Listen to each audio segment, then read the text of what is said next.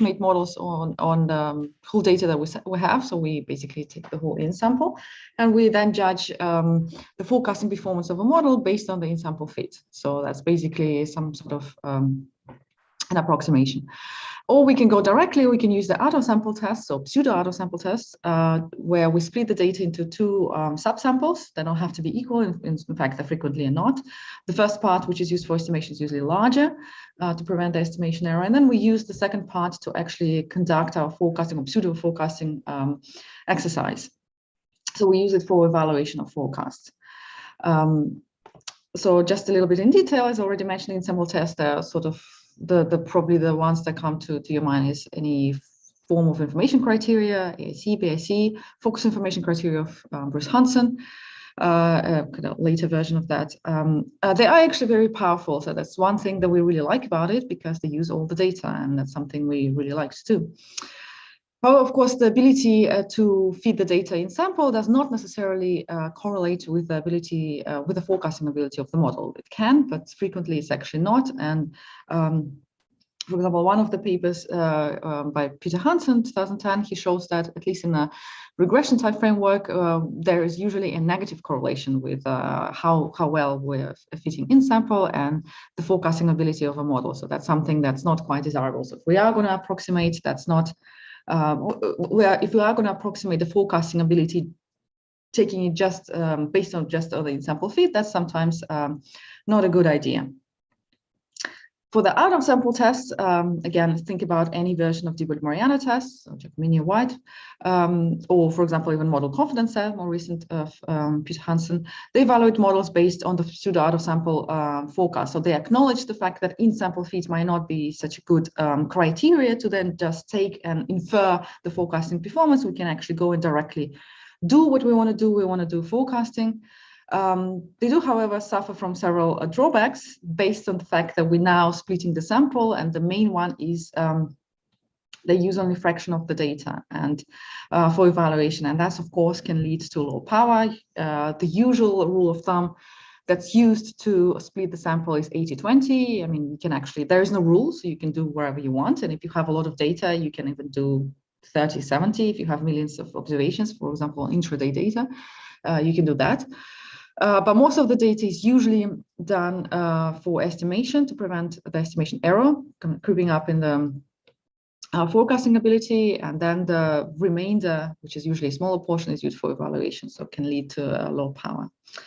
And another part that is sometimes also problematic here is that the conclusion often depends arbitrarily on the splitting point. So the fact that we don't have the rule of where to split, or the guidance to the practitioners of where to split that sample, accidentally the practitioner can split it at the place where, for example, models change their performance, right? Or even if they change it later on in the evaluation sample, that's still a big problem. In fact, I'll show you that sometimes, depending on where you split, you can arrive at a different conclusion. And that's something really undesirable, because now we really have to care where we're splitting the sample, right? Or we perhaps have to split at several points and hope that the conclusion doesn't change depending on that splitting point. So the first interesting question is to ask, why does it change depending on a splitting point, right? And the answer is actually relatively simple. Is because the splitting point controls the window evaluation. So the point where you split divides the sample into evaluation and estimation and evaluation parts. And changing relative performance means the models, for example, the model A could have been better over a period of time, but then the model B could have been better over different periods of time. You don't know which period of time they're better or overtaking. But the fact is that the change in relative performance means that the model can outperform each other over different over periods of time, and it could have happened on the evaluation period. So basically, different splitting point, think about it as a different splitting point, it's different window evaluation, and therefore potentially different conclusion. So there is a very kind of, it's a motivational example that we use. It's an example from a different paper of mine, and it's before I even encountered that sort of problem, but it kind of encouraged me to think about that problem. But it's somewhat a classic example of the problem, and the problem is forecasting daily returns, or daily variance. In this case of RBM returns, but it doesn't really matter. You can take any stock. And so the variable we are forecasting is a conditional variance. There is no true. So we also have to obviously to have a realization of, in this case, it's latent. So we have to use some sort of realized measure. We use realized volatility. So we have to, as a practitioner, you have to define a loss function. We're going to use the squared loss. And now we're going to go through the steps of performing out of sample tests. We're going to go with the Di Mariano, but actually the results don't change no matter which one you use. So again, we choose the splitting point. We then form the loss differences, and we calculate the. We try to see whether the difference in mean squared error, because the loss is squared error for us, is actually 0 on average, which would mean that the models are equally good in this case. And the models here are, it's not as important for this example, but the different versions of Gauge. And the null is obviously that the models are equally good versus the alternative there one of them is better. What you would usually do as a practitioner, you would choose only one splitting sample and you would go through the steps, and it's up to you where you choose it. So what we're going to do is something that's usually not done. I'm going to do, and in fact, this is what I've done when this is an unrelated paper, but when this exercise was done, it's interesting to see it as a function of splitting point. So if I keep changing the splitting point, what would I get in terms of the answer to the test, no matter what test I pick? And so this is a picture where the red line is actually, each point on a red line is a test, a Di Mariano test. It's a value. And the blue curves are the critical values. And we already use the adjusted standard errors. So for heteroscedasticity, and you can see that depending on where you split, so this is all the way, I mean, of course we left some data for the estimation, and that's fixed, but then we allow ourselves to pick the splitting point. So each point here on the x-axis is a splitting point, and you can see that sometimes you go above the red, the blue curves, which means you reject, so the models are not equal, but you are kind of above 0, which means one model is better than the other. It doesn't really matter which one at this point. But then if you go somewhere over here in this region, you see it's completely reversed, and somewhere in the middle, they're actually equal. And as you approach the right kind of boundary of the sample, right? So the splitting points towards 2016 means you use almost all of it for estimation and pretty much none for evaluation. Here, you can't even rely on the conclusion that power is too low.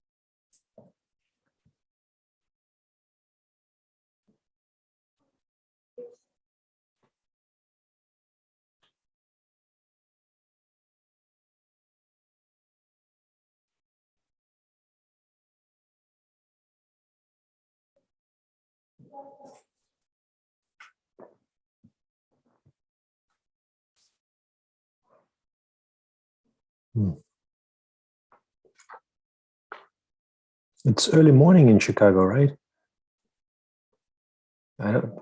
It's not that it matters. It shouldn't anyway, but.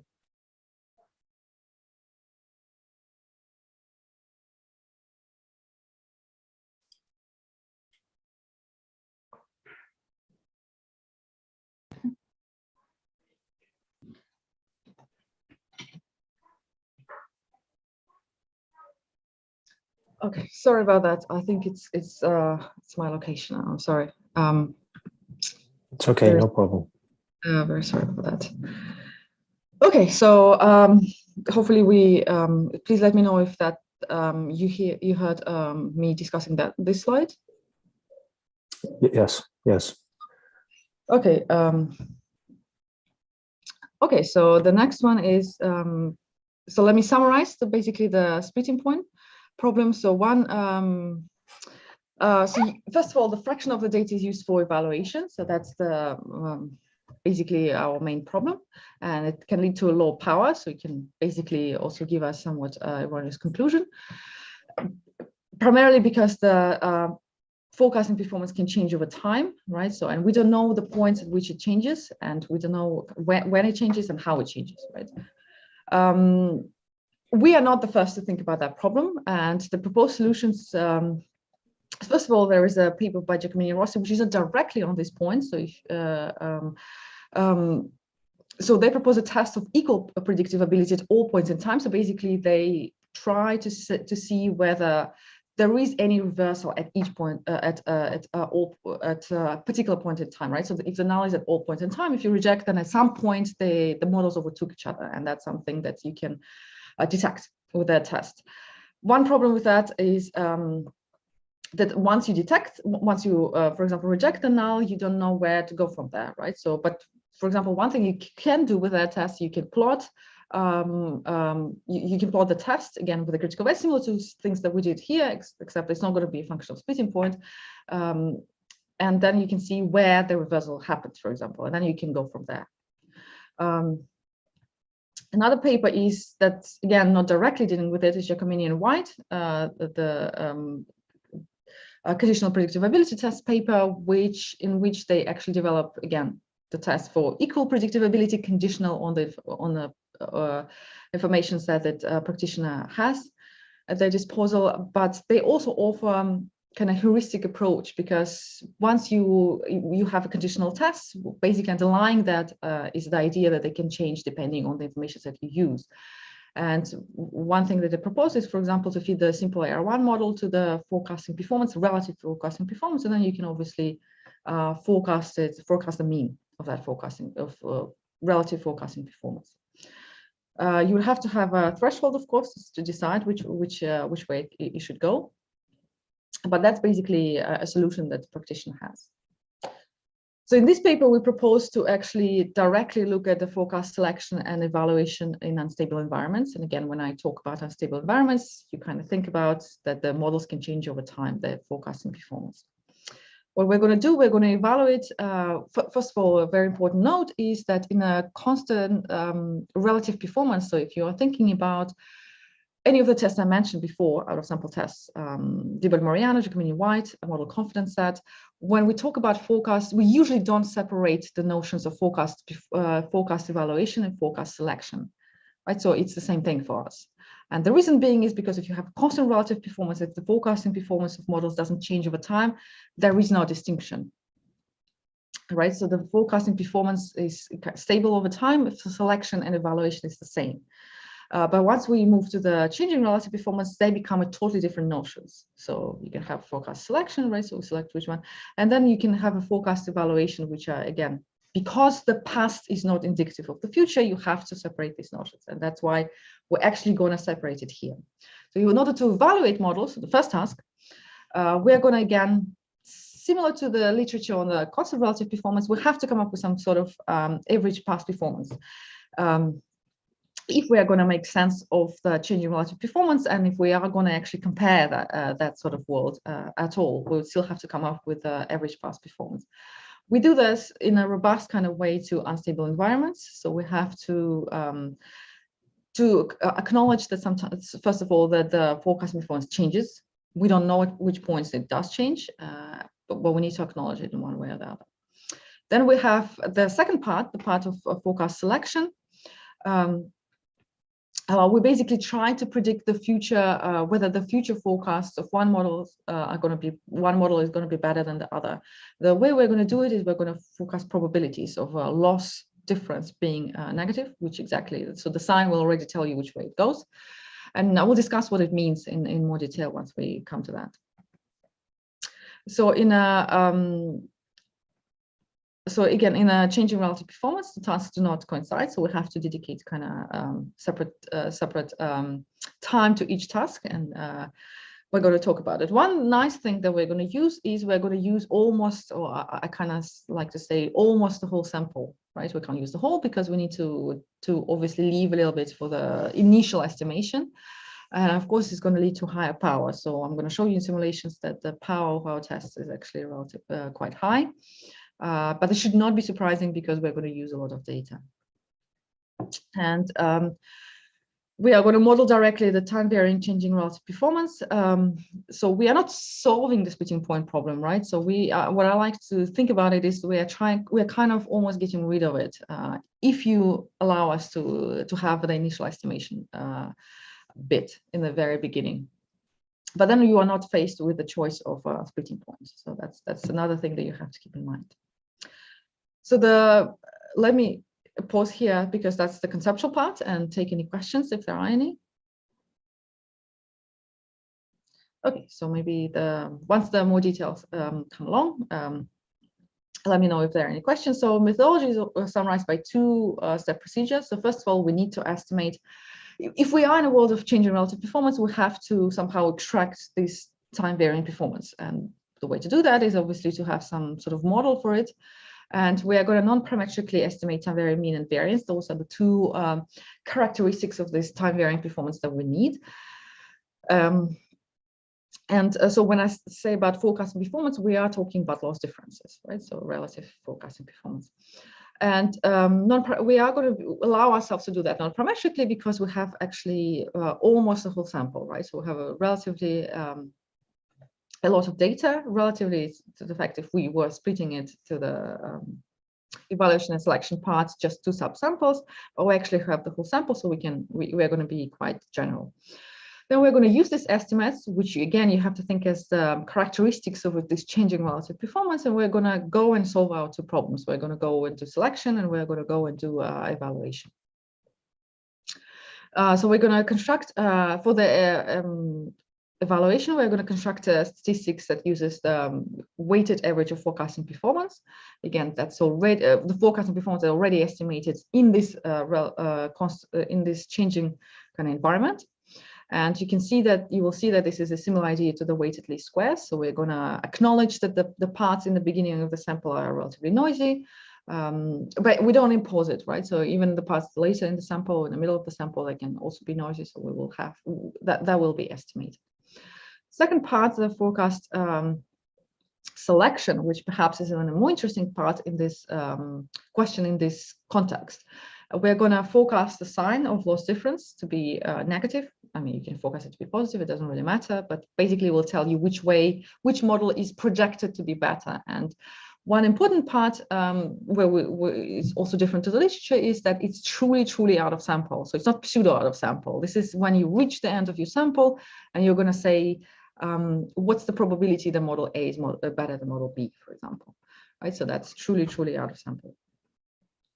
Okay, let me start with the step procedure. So this is the rest of the talk. I'm going to talk about how we estimate, what sort of model we impose, how we estimate, and then we're going to utilize it. I'll show you how we actually construct this metric for evaluation, how we project, how we construct the forecasted probabilities. Hopefully I have time to show simulations and application as well.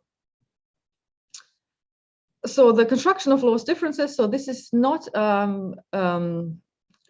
new, except we do one little thing is we don't ask you to calculate the mean, right? So for example, first of all, you can use either recursive scheme or rolling scheme. You cannot do fixed. I mean, primarily, the theory allows it for, but primarily because the fixed doesn't really make much sense in a changing relative performance because things change. You either do rolling or you do recursive, right?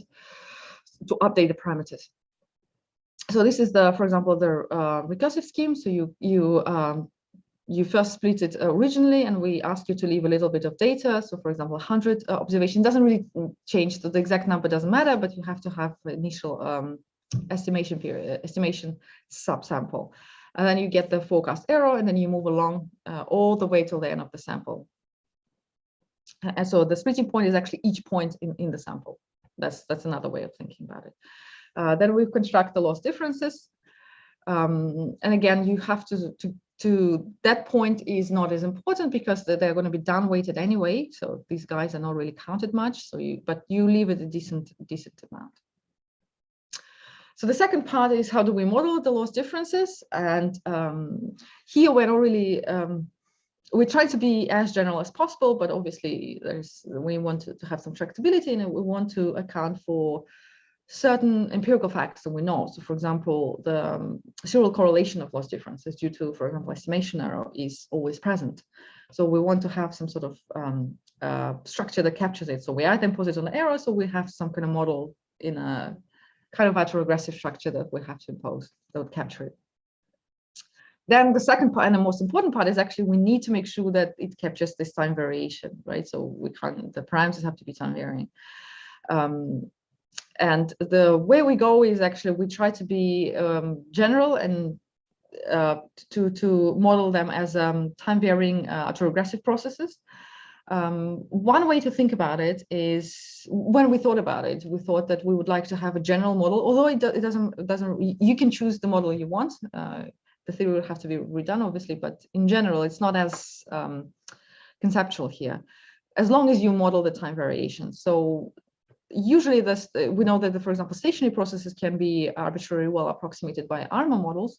So here we also, we are going to be in a locally stationary processes, which means that these processes are stationary over local intervals, right? So over short intervals.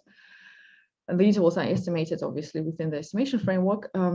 So here is the same way. So if we are talking about locally stationary processes, we are going to kind of arbitrarily approximate them by, in this case, AR models. So we don't go all the way to ARMA models. So here, yep. So can we go back one slide for a second? Yeah. So here, so T underscore is the sample that's used to estimate a model, and then there's a forecast k period ahead. Yes. Okay. So and then there's T+1, T+2. All right. So then I'm trying to see what happens with the L. So L. I'm trying to see two things. One is where does the L come from? So this loss is estimated based on what? So is it based on all forecasts, or is it is the single observation? Sure. So that delta LT is a given, is for a specific forecast, right? So that's because it's epsilon hat T that goes into it, right? So that's fine. But what do we assume for the process that underlies these forecasts? You mentioned stationarity, but do we have stationarity for epsilons? Great question. So that's a very good question. Very, very important as well. So thanks. Something actually I should mention. So exactly. So epsilon. So for a given model, this is the way you go, right? So this is a forecast error of a given model, and then you go and get every epsilon is a forecast error of a given model. So that's just basically the realization minus the forecast of that model. And then you get it for the second model. So A and B just means for model A, for model B. And then the loss difference, so it's always a pairwise, right? So it's a loss difference between the model A and model B. This guy is exactly, so it's just the difference. And importantly, and that's similar to kind of a lot of the literature, but that's the way we go, is we take loss differences as given, which means that's a time series for us. So I don't see how these delta LTs are constructed. I mean, here, maybe that slide is actually a little bit confusing in that sense, that you give me delta LTs and I tell you how to, given that you've constructed this loss differences, so this measure of forecast performance, relative forecast performance, I'll tell you how to evaluate and select the forecasts. But and this slide is just telling you that in order not to be confused what changes do you as a practitioner have to make to the original, for example, recursive scheme, and the changes are actually minimal. You just need to have all possible splitting points. But importantly, we take loss differences given, which means I don't know how the strictly speaking, how you, because you are going to select what model A, model B are constructed in the sense that I don't know what the models are, right? Therefore, I don't know, for example, so these error terms are obviously byproduct of what your models, the forecasting models are. There are actually, so what we're going to do, we're going to impose assumptions on already the loss difference, which unfortunately it's not really easy to map them back, to go back and map it, because it's already the difference. You give me the difference. So I don't know how, for example, which part of it. So we are going to model them as locally stationary, relatively well behaved, right? They're going to have more than 2 moments, for example. But I don't know how, for example, which part of it, for example, this local stationarity, or whether, for example, both error terms are stationary or not, or what sort of properties do they have, each of them, each epsilon t, we don't know. We know that they jointly, I mean, through the difference, kind of map into this delta LT, and I know what the process for delta LT is, or at least you would know what the assumptions are. Does it answer your question? Yes, but that's a very good question. We do not go the route of modeling the processes themselves and then directly constructing the forecasting performance. We go the way the majority of the literature goes, which takes the loss differences as given, right? So we're in a business of methodology, which means you give me the losses, I tell you what to do with them, the loss differences. But very important question, so thank you. Going back to our model, right? So they are locally stationary. Again, hopefully I've convinced you that that's relatively, and because we want to be so usually, and we were thinking originally that checking the time, that our AR1 model is actually sufficient, and in fact we have a selection methodology to select the number of lengths. I'm not going to discuss it here, so it's relative detail, but you can imagine that it's just a version of information criteria. And usually in applications, the 1 leg is usually enough. So usually most of the time we would come up with 1 leg. So that's how you would think about it. These guys, the time variation in the mean, obviously in the variance as well, is just very simple. We are trying to model this as a deterministic functions of time, primarily because what we are after is just time variation. If we can extract time variation, that's all we need. So we're not going to interpret these parameters in any way. We just want to kind of pick up this time variation. That's all we want. So first we estimate the mean functions, right? So we're going to go and do this non-parametrically. So this is usually what's done if we are imposing this local stationarity. So this is very standard. So we estimate the mean by the local linear kernel estimation. So we get this mean, mu t, and then in the second step, so it's a 2-step procedure, we define the estimated errors, right? And we estimate the variance by a local.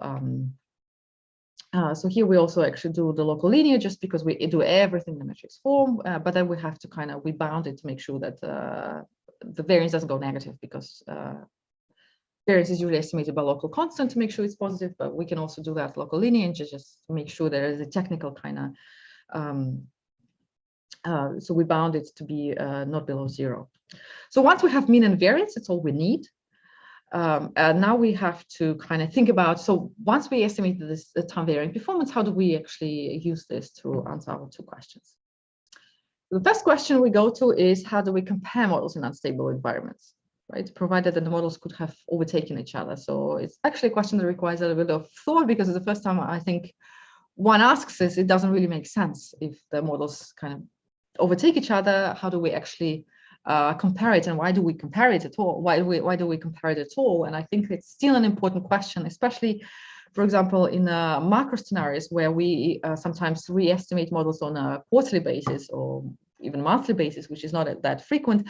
We want to have some sort of notion of which models are performing good over periods of time, long periods of time, despite the fact that they sometimes perform badly, sometimes perform good. So we want to have some measure of which models still perform better on average, even in this sort of environment. Again, we're going to go with some sort of weighted average, because when you talk about kind of ex post evaluation, comparing the models, it's still, you will look back and we see how well the model performed each period, at each point in time, but we need to have, and the means here are already time varying, so that part is already taken care of. But what we need to take care of is the fact that we now have a multitude of splitting points. So we have to acknowledge, or that, for example, in the beginning, these guys are probably going to be very noisy. And the way we're going to go about it is similar to the idea of weighted least squares. We're going to just use the inverse of the standard error as the weight, right? So we can think about different weights, but that's, for example, one weight that we like, which is natural, which is estimated directly, which is not imposed, and has this interpretation. So this is a weighted average. And of course, if you look at it, at this notion, a lot of notions in the literature will be encompassed into this one, right? So Di Mariano will have a weight. First of all, mean would be constant, and the weight would be 1 over n, 1 over whatever t minus capital underscore t, right? So it's equal weight on each observation, so we discuss the different notions and how they are encompassed into this metric. And the weight, we want it to be proportional to the inverse of the standard error for the reasons that I already mentioned. One interesting thing, so I'm gonna go as kind of as quickly but slowly enough, so you get the idea as over the theory as I can. It's relatively involved, and one interesting part kind of in this theory is if you look at this metric, the mean, if you remember, is from that regressive or locally stationary regressive process, and it's x prime times rho, right? So rho is a vector of time varying coefficients, where x is now the data. So if we want to have that metric and to write a theory on that, that metric is random now, and so we can't really. It's to have a null or that sort of metric. So the way we kind of worked it out is, right, so that's a practical metric. So now we have to have some kind of theoretical notion, which is deterministic version of that. And the way we go about it is, you can see, so first of all, because it's locally stationary, it's going to be integral. So it's a continuous time. So that's the time. U is a local time, rescaled time, t over t. And here you see sort of x prime is actually the mean of it. So that's why that's the main difference. Other than that, the thing in the numerator is the mean, local mean. Think about it as a kind of the mean of a local mean. And this is the numerator is the standard deviation, and you integrate it over all times, right? So over all kind of, each time is a splitting point for us. So you can think about it as an integrating splitting point as well. So you can have a little bit more. You can have, we add a deterministic weighting. So here, because we're interested in, so this question of evaluation specifically, for example, we can ask, especially in the macro framework, which we have, is, for example, which models performed better in recessions, right? So then this guy is going to be an indicator function, and you would have to, the indicator function that is going to pick up the recession times. So that's a very interesting question that we do. So of course the rest is relatively straightforward. We form the null. The null is importantly, so write this W because it's going to be weight dependent null. It's not going to be fixed null, right? So if you change the weight, you change the null. I mean, the conceptually is the same null, but strictly speaking, it's a different null. Again, we can have equal, it's kind of equal predictability null. So our measure S, the theoretical measure, is equal to 0, which means the models are equal in this sort of world, right? So on average, aggregated all over all splitting points are going to be performing the same or not. And the way, so this is slight rewriting, right? So we can construct the kind of the t statistic, right? So already showed you what it looks like in terms of the theoretical quantity. But this is in practice, this is how you'd go about it. That's all we are going to do is this is our measure of local mean in the numerator. This is our local of kind of local variance or standard error. And then we just aggregate it. So it's a sum in terms of the, in practice, you'd calculate that sum. So this is capital ST is a empirical version of that little s, theoretical s. Okay, let me quickly say that. So here, for example, the first two assumptions are standard assumptions in the context of kernel estimation, so smooth functions, right?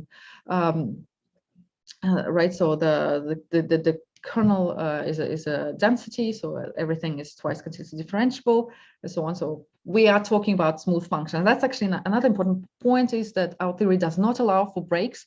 We do check that empirically, that if we do have breaks, how our methodology performs, but the theory does rule it out. So everything is smooth on parametric. We do assume that the bandwidth of of the relative comparable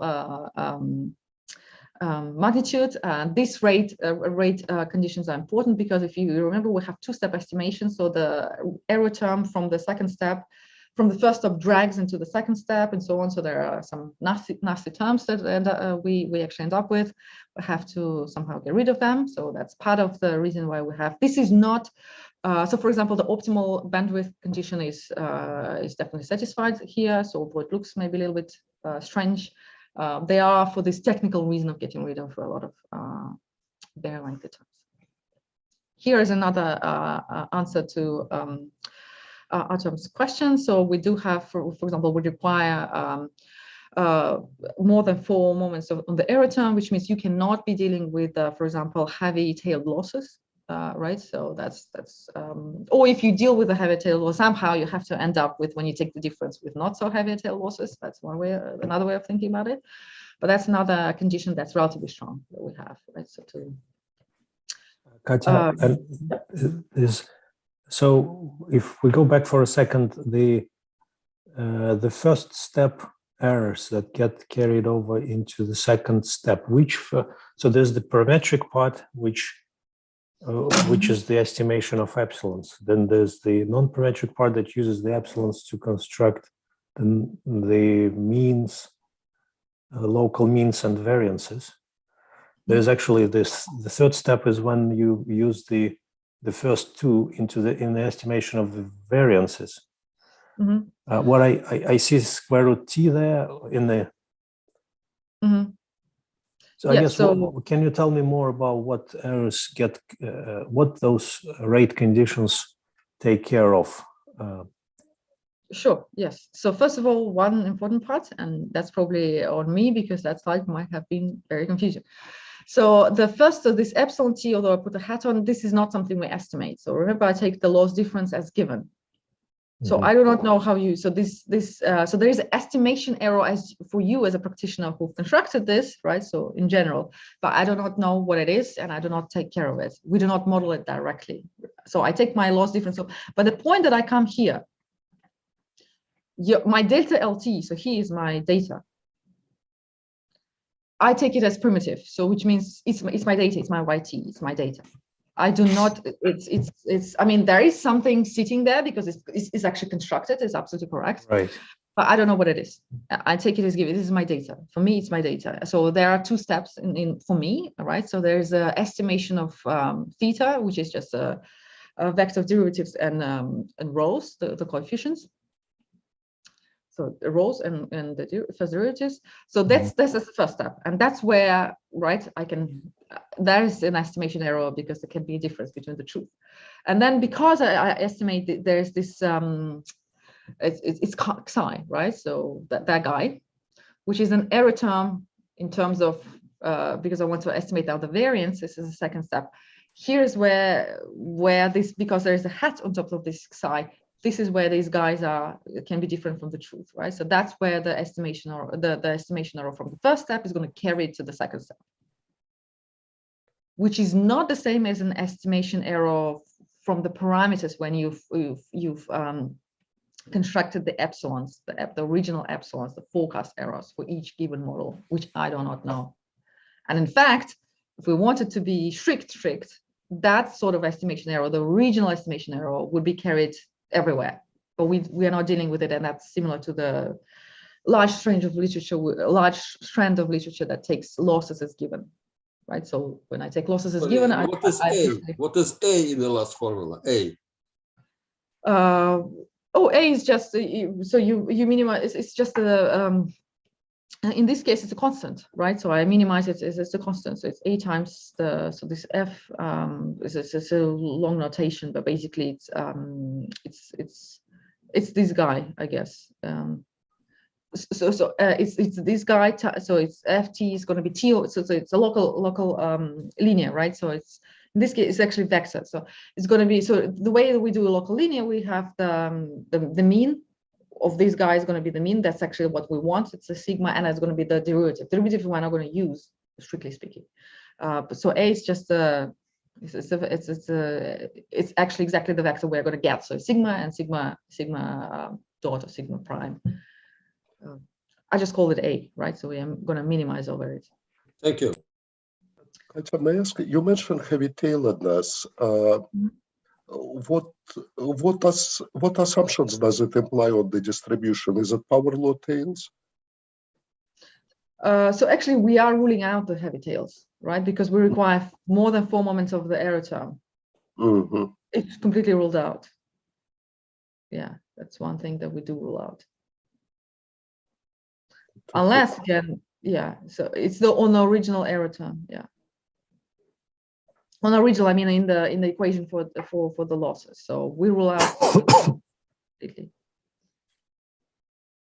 I mean, we can try to see how it performs, but it's one of the assumptions. I'm going back.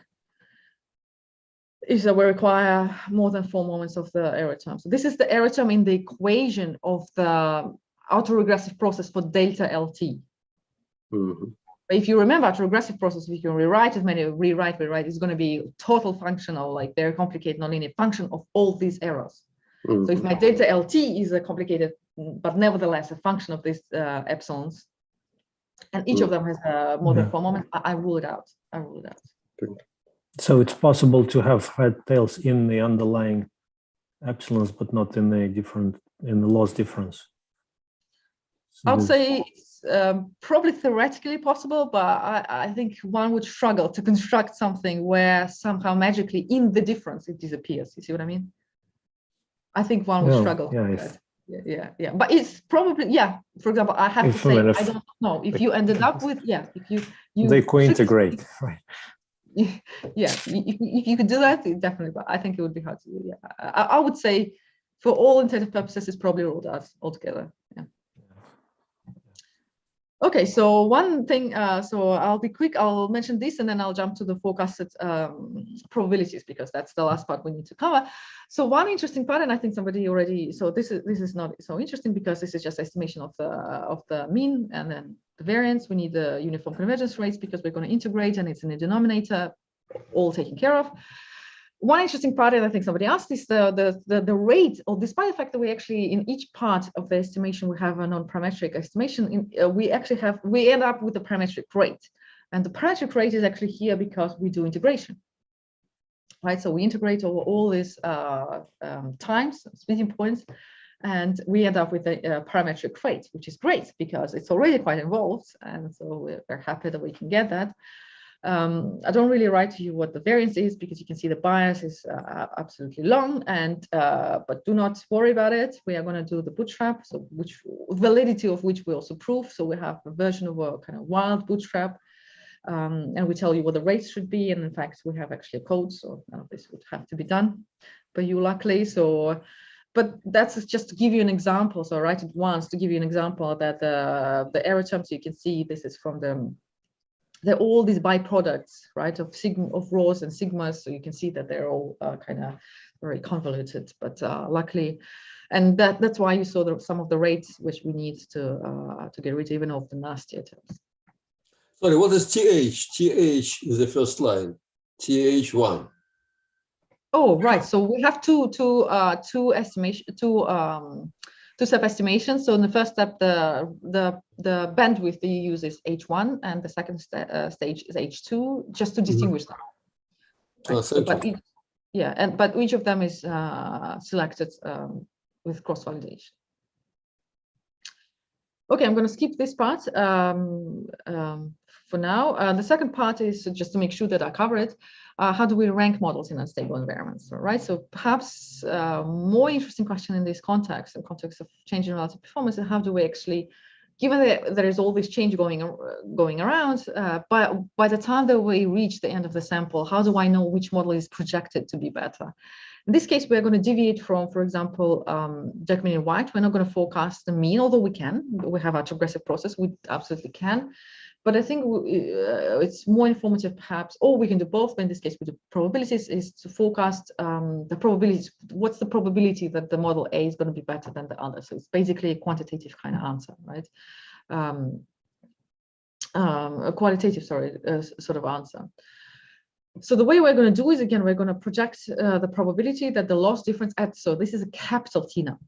So a capital T plus 1, so it's truly out of sample, right? So you reach the end of your sample at capital T, and now you're going to project truly out of sample until the best of my understanding, we're the first one to do that truly out of sample exercise. We have all the ingredients, so this is relatively easy to construct. One issue is that the theory is a little bit more complicated, but luckily we've established that the same wild bootstrap that's valid for the first step is going to be valid here, which is very important. So you don't need even to change the bootstrap. This is a notation just to say that the X is a vector of which the element has at most M. And with that notation and a little bit of rate conditions as well, here we can see that in this case, it's going to be square root TH1. So the first step, bandwidth, we are going to convert to the true probability, and the distribution is a centered Gaussian process with the covariance function that's like that. So it's not, strictly speaking, we can't really, it's not really a normal distribution, but we can show that it's under certain conditions, it's a centered Gaussian process in this case. And again, for practical considerations, we give you the bootstrap that's valid for both. So we set it up and run the code once, and it gives you all the numbers. One thing that we can get though is, so although we are forecasting probability, that's our variable of interest, we actually can get the kind of, well, it's confidence intervals, but in this case, because we do forecasted probabilities, we call it forecast intervals, right? Because they're truly out of sample. We give you a forecast of the probability, and we give you forecast intervals, but they are given also by a bootstrap from this. One ingredient we need still to add is how do we, so once we get a forecast probability, how do we, and forecast intervals, how do we get then that selection, right? So we're gonna do the ranking of models. We're gonna say that A strictly outperforms B if the forecasted probability is above 0.5, and the forecast intervals, right, the lower and upper bound, do not include 0.5, because you can imagine that a forecasted probability is above 0.5, but let's say the lower bound of this forecast intervals is 0.5. That would mean that it could have happened that they're equally good. So if you want to strictly outperform, then it shouldn't contain that 0.5.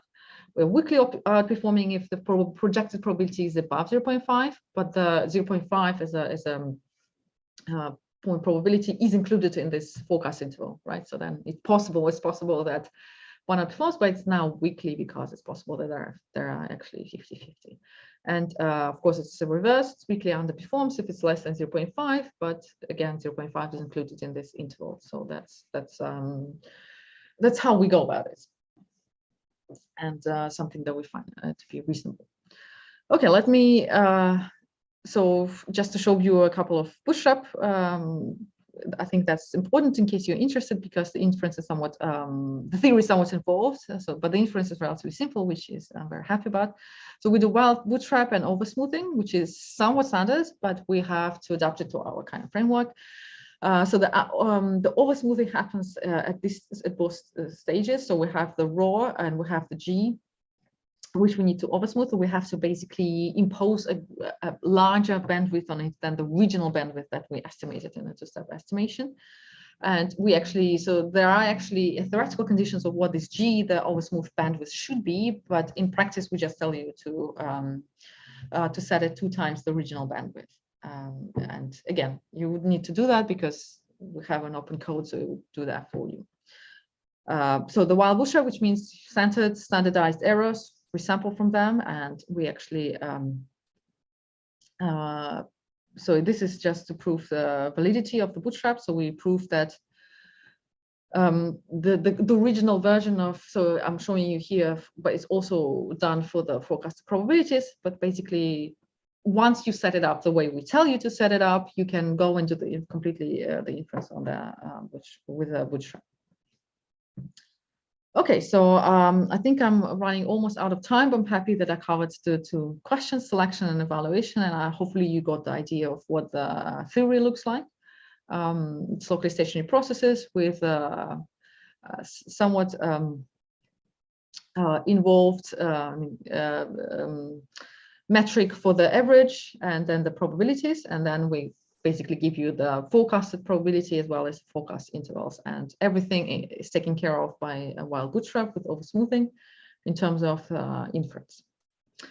So let me probably stop here. Unfortunately, I didn't get to show you simulations. So again, one important part, the only one I would like to mention is our theory does rule out breaks, but we do, in simulations, we do show that even if with the breaks of a medium kind of magnitude, we do detect it. We can tell you that one model is better than the other. So it performs relatively well in practice, but theoretically it's ruled out.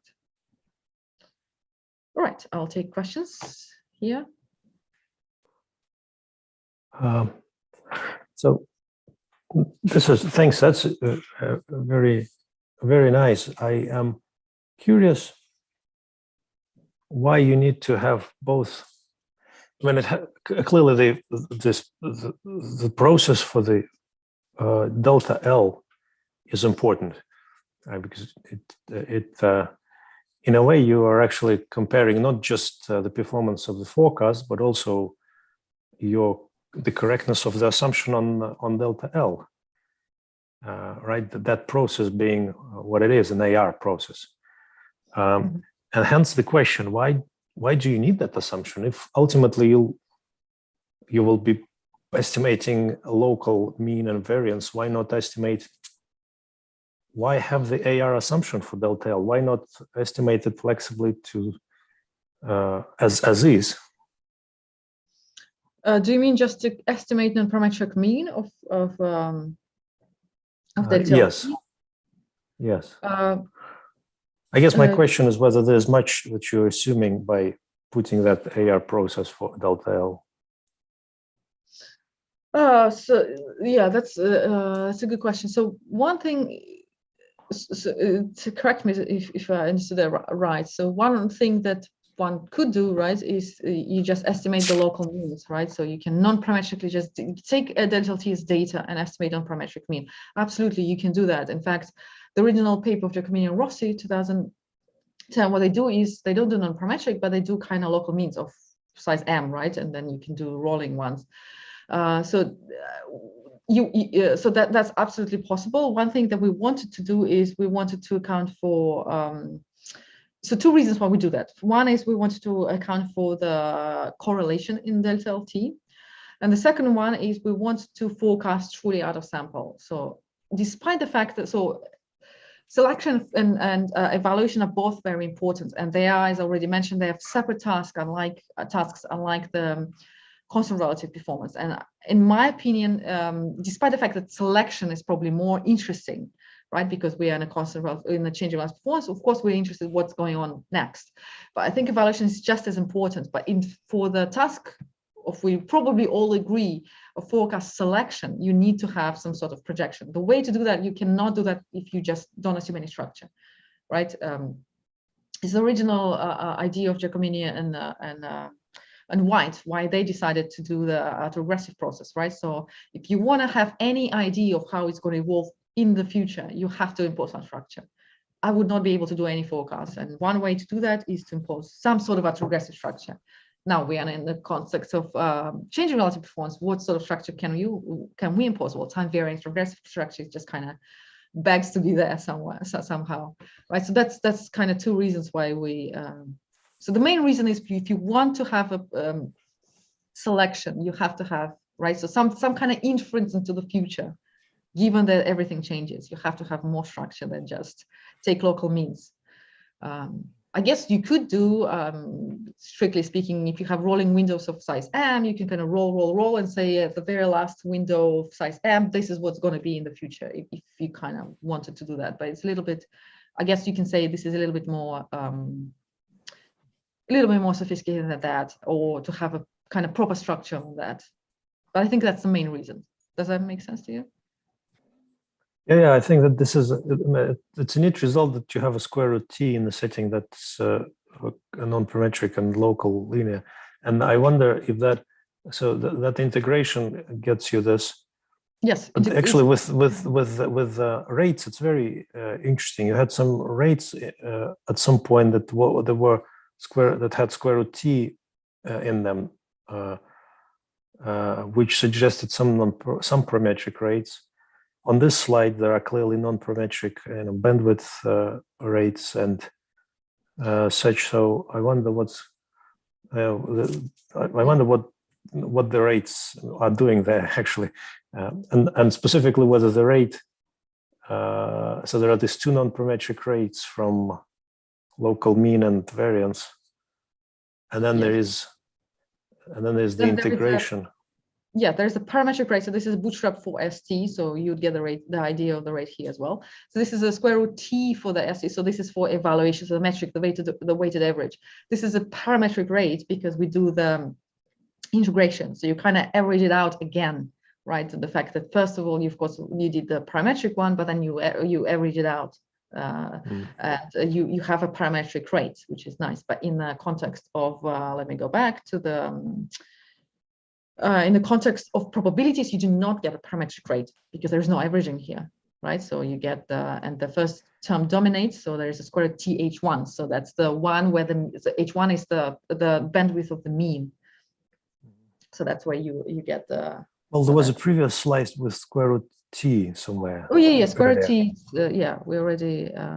So in the Bootstrap slide, it was exactly the same. Yeah. Yeah, here's a square root t. So that's because of integration. But then the second one, right? So this metric is for evaluation. We have two ones. Yes. And the other one, if we go back to probabilities, right? It does not have square root t because there is no integration there. It's a simple probability that delta t plus 1, t where the capital T plus 1 is less than 0. So we don't get that advantage of parametric rate. We don't integrate anything here. So we end up. How about that? Can you just, there was a slide where you had the first step doesn't have the effect on the second step. And there were a rate condition that involved, I think earlier than that, perhaps even that's one, hold on. Yeah, so 21. Yeah, so that's square root t and h1. So yeah, so this is the condition that prevents the first order, the local mean estimation from carrying into the error of the conditional variance of the local variance estimation. Not quite. So unfortunately, it's going to carry no matter what we do. I mean, unless you impose something really harsh. So these are the conditions where, so you remember, so the best way this is relatively, it's purely technical. So it's somewhat, so let me show you what we are trying to do.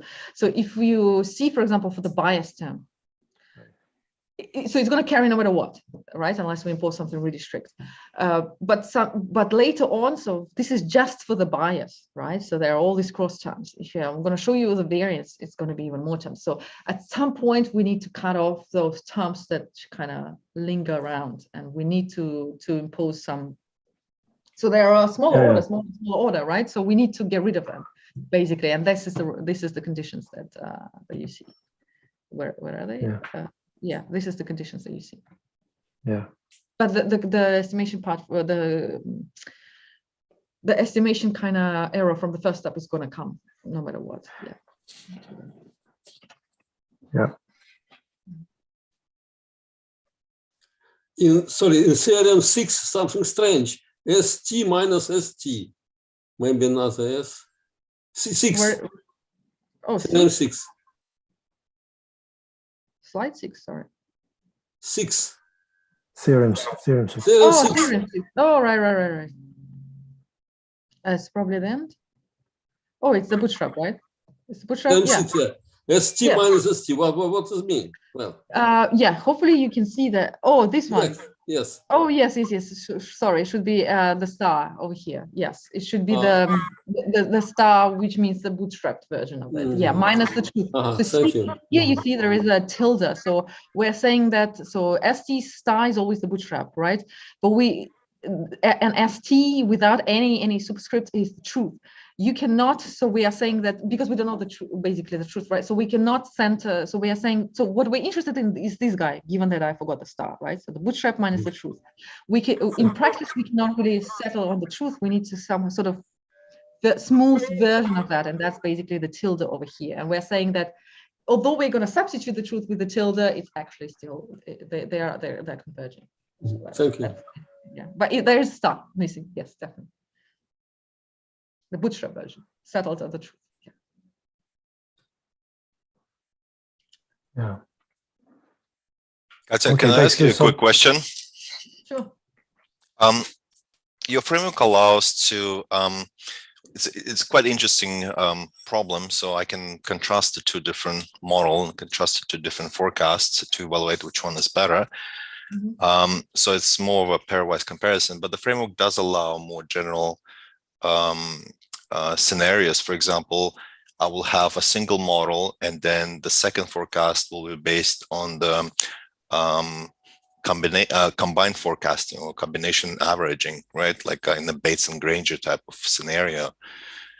So would that help me to evaluate a single model, single it out, and say, okay, based on the forecast combination, this model performs worse?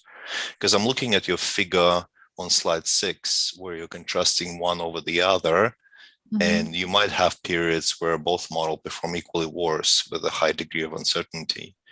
And if I have a forecast combination, the degree of uncertainty in the forecast will be much lower, and I can use that as a benchmark to single out a specific model in terms of its bad forecasting performance in certain periods.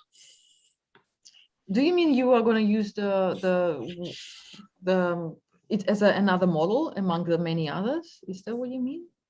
So I can pretty much take the forecast combination. It's going to be my model. Yes. In one of the loss functions, right? Yes. But would that reduce the uncertainty around the difference between the mean squared error? Good question. So you can definitely do that. That's one part, but I'm not sure it's going to reduce. So it's going to be one of the models, right, that you're going to use. And it could be, if it's so good, it could be just, I mean, it might show you that it's definitely better than the other models, right? But I'm not sure whether, so I feel like that part is, it's a very good question, very important question. I think that part comes from the original step, the step that we do not, and in general, the papers don't discuss that, is the part, how do you come up with a set of models? And I feel like the answer to your question depends on that.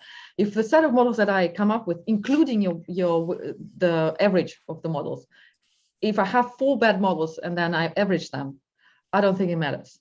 But if I have 1 bad model and then 3 good ones, and then I average them, it's probably already better. But if I have 4 good models, right, but they are trying to capture something, each of them tries to capture, and then I have a combination of these 4, and then I include it as a 5th, that's probably going to reduce the uncertainty. So I feel like it depends where do you start. Does that make sense? Yep.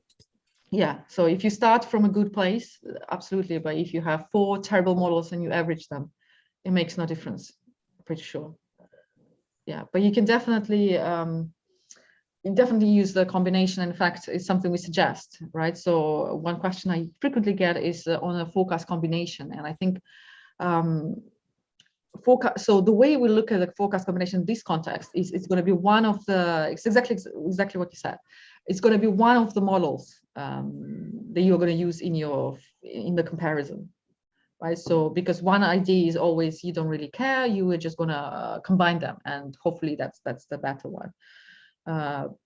So that's one way that people do things, but I feel like the formal methodology of evaluating, even if that is just all you do, you combine the models, it still has to be in place for this sort of situations, right? So we can, over time, see how good the models predicted and kind of throw away the bad ones and substitute with the good ones. For example, some models stopped predicting well, the other ones started predicting well, or adjust them as you go.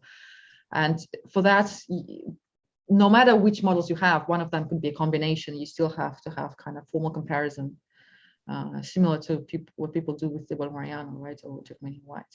It's just kind of adapted to this kind of changing relative performance world. Thank you. And I should also mention that this is kind of, in addition to the work, huge body of work that Raffaella and Barbara did, Raffaella Giacomini and Barbara Rossi did. So they did a lot of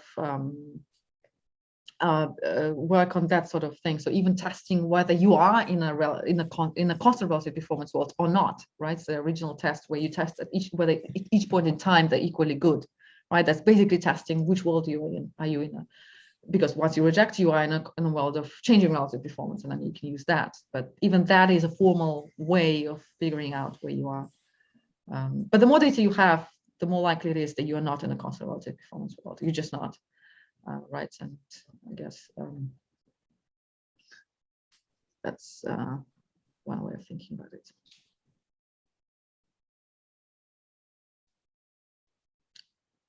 Right? Are there any other questions?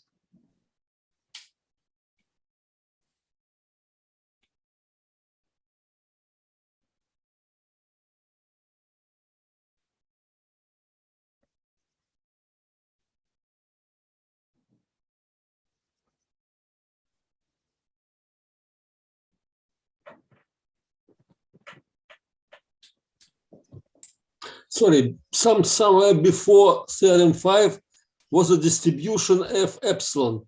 Can you remind what is F epsilon? F epsilon. Oh, sorry, I need to go back. Convergence to F epsilon, but what was F epsilon?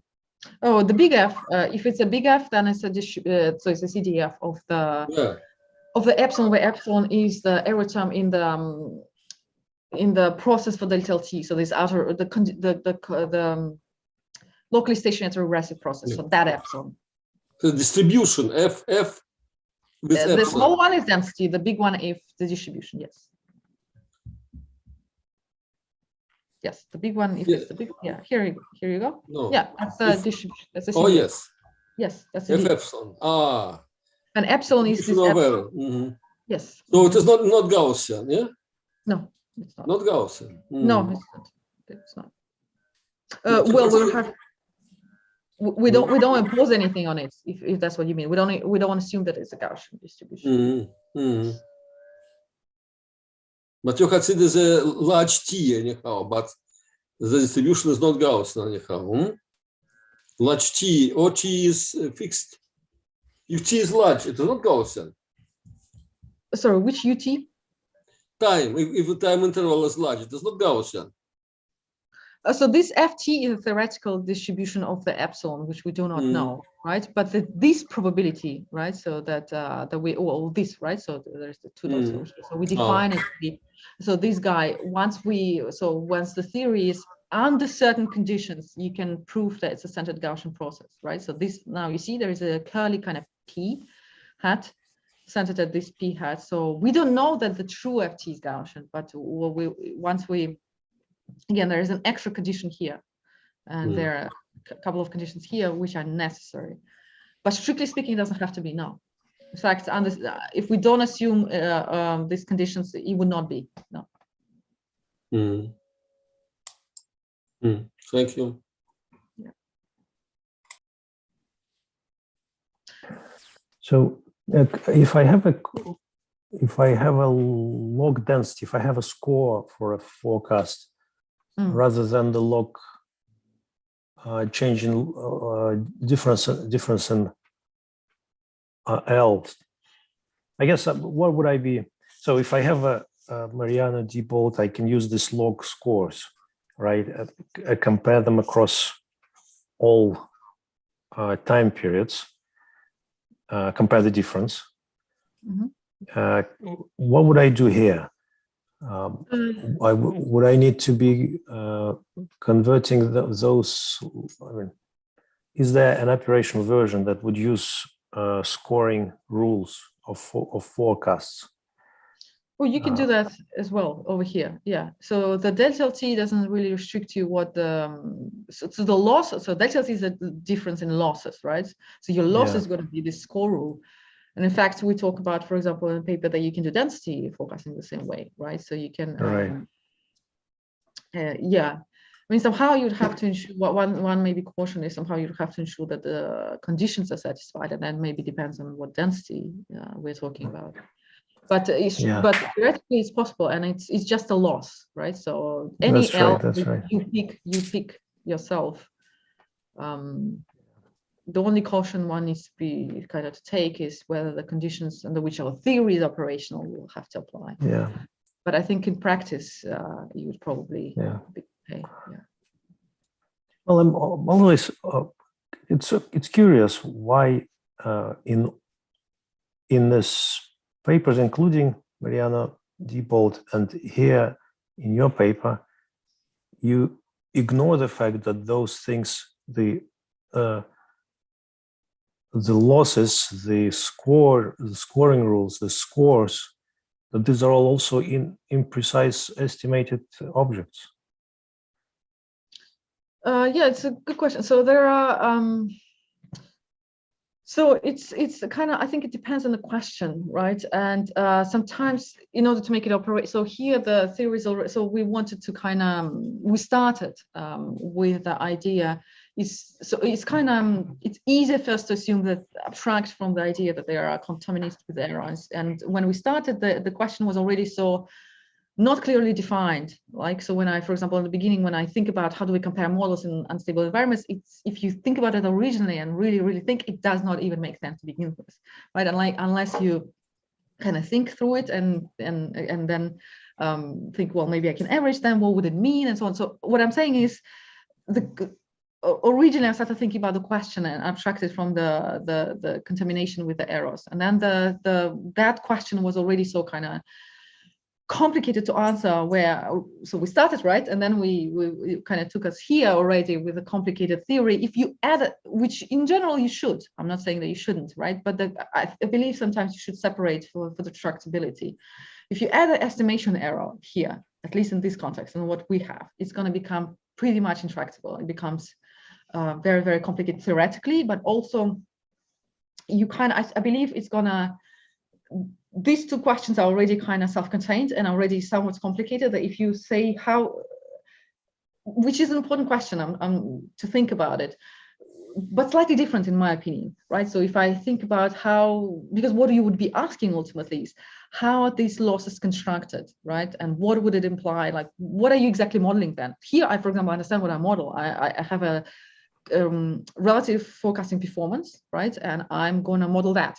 I don't know where it came from, and I know it changes. I know it's, all I can see it changes over time, and so on and so forth. When you try to, what you would have to do, you'd have to model somehow the processes, or the, well, either just use the estimation error, so it's just a function of this estimation error, of which you would have to put some structure, which is just an extra theoretical kind of level, which is important, but then from the perspective of answering these two questions, doesn't really add. At least, but see, that's curious, because your point is that you are robust to this changing environment, to the changing mean and variance. But if you've included into the forecast the changing nature of that environment by changing mean and variance, but by changing the model flexibly enough so that it's captured, then there is no need to make it robust. I mean, so that's definitely one way of thinking about it. Yeah, I mean, it's robust in the sense that we're gonna, no matter what estimation error is subsumed in these L's, right, and therefore loss difference when you take the difference, no matter what it is, we're gonna estimate, we are gonna pick it up, right? We are not gonna interpret it, we're not gonna map it back, but we're gonna pick it up, right? So we're gonna estimate that time variation. In that sense, it's robust. So, and what you're saying is kind of alternative way. It would be difficult because now you would have to write two separate processes, and you'll have to make that choice for so because I'm going to do pairwise comparison, right? So for each model, you would have to write how the estimation error is involved, or unless you're talking just purely technical, right? So just the one that drags around and there is an extra theta hat or something like that, right? So if you really want to know where it came from, you'll have for each model. So now think about what it would involve. For each model, you're going to write what the mean and the variance of that process is. Now then you will have to take the difference, and that's only 2 models, right? So it becomes slightly, if you really want to track where the variation came from. So here, the abstraction means that because it could be what I would have to do, I'd have to do that for your application, right? So you'd have to give me your models, but then somebody comes along and says, gives me another 10 models, right? And then maybe for them, it have to be something different. That's why the literature, and we are here also abstracting from it and saying, we don't know how you construct it. We acknowledge that's some varying, and then there is an estimation error. In this case, we don't even acknowledge that, by the way, right? So that's also what it does. Otherwise, mechanically we could, but we don't. So that's definitely something we do. But then we abstract, we say, we offer you just the methodology, which means you give me the losses. I don't know how they're constructed. You've taken care of that. What I tell you is what to do with them. So it's somewhat a separation. No, I see how it can make sense, even if you're making a flexible forecasting rule. It could still have a benefit of having a robust to-time variation way of constructing the ranking in the test. Okay, thank you. Sorry, in theorem 5, F epsilon, F small epsilon, the density of distribution here in theorem 5. Small is the density. It is density. Yes, small, yes. The big one is the distribution. The small one is, yeah. Thank you. Sorry, just going back to Artem's comment. I think it's important. So it would be really, I think, and it's the ultimate goal, right? To know where the time variation comes from. I mean, probably not an answerable question, by the way, because it can come from so many. But it's probably worthwhile trying to pin down where it comes from. But I think, yeah, it's going to be not. It's something we definitely don't answer. First of all. But it's very interesting to know where that's what the changes, where the changes, especially if it's suddenly changed to something, or like maybe one model stopped performing suddenly after certain periods of time. It would be interesting to know where that why happened. And so again, we don't do it, but for example, Barbara Rossi has a paper, so they decompose, for example, the loss difference onto several components, right? So where there is a bit that comes from the purely estimation error. There is a bit that comes purely from the kind of the part where, for example, there is kind of the forecasting performance, the true forecasting performance, and so they do these decompositions. So that's one way. So the paper is only on the decomposition of the delta T, so it doesn't perform any metrics. It doesn't compare. It doesn't right. So I'm just saying that there is a literature just purely dealing with that bit, which I think is also very interesting. That's something we don't do.